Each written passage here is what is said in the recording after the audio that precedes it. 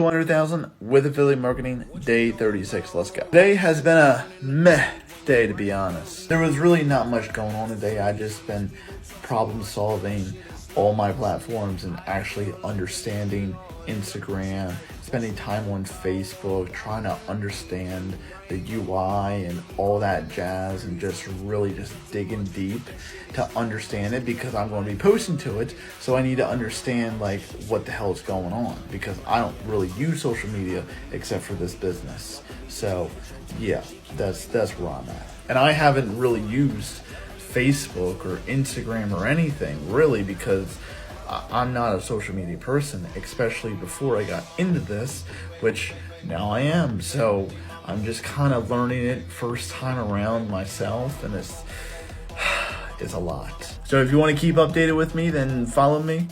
And if you want to learn more about affiliate marketing, then obviously follow me as well. I'll be more than happy to guide you. Anyways, have a good night. I'll see you tomorrow.